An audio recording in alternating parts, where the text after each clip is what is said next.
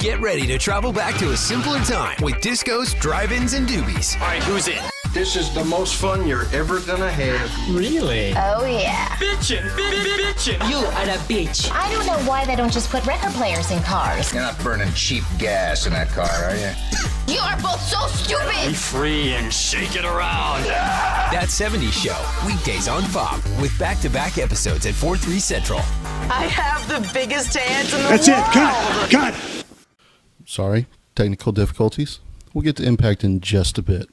So at Slammiversary, TNA's biggest pay-per-view in years, Bobby Lashley beat Drew Galloway to claim his first world championship since winning the ECW World Championship. That version of ECW, as you might recall, was a combination of a couple wrestlers who were past their prime and mostly younger wrestlers not quite ready for the spotlight of Raw or SmackDown. Blatant low blow. Also at Slammiversary, Eddie Edwards won the TNA X Division in a four-way match for the belt. After beating those three men, he's expected to hold on to the belt until such time as TNA actually hires a fifth X Division wrestler. Billy Corgan this week was announced as a minority investor in Total Nonstop Action. While people have long known the former Smashing Pumpkins frontman was a fan of wrestling, even working both on-screen and behind the scenes at TNA since the move to Pop, few realize he's actually quite a shrewd and diversified investor, having also bought sizable shares of other companies, including Enron, WorldCom, and most recently, after the release of Rock Band 4, Harmonix. Dummy. Yeah. Impact this week. Get ready to travel back to a simpler time. Sorry, more technical difficulties.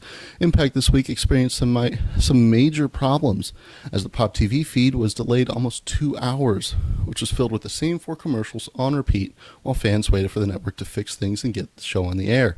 Fans were especially surprised because TNA does not have a history of building up positive buzz, only to be derailed as soon as they have some success. Up, Up, Down, Down celebrated its 1-year anniversary this week, as well as hitting its 500,000 subscriber mark. It just goes to show how quickly a YouTube channel with a team headed up by a passionate host, entertaining guests, and having the promotional weight of being tied to a global sports and entertainment juggernaut. Speaking of WWE, Jerry Lawler let slip that the WWE plans to double up on pay-per-views in months that don't have Big Four events. With 75% more pay-per-view events in the year, it's expected that Zack Ryder will have one more pay-per-view appearance. Get out of my ring! A few days after leaking this bit of news, Lawler was suspended indefinitely from WWE following both his and his girlfriend's arrests for domestic violence incident.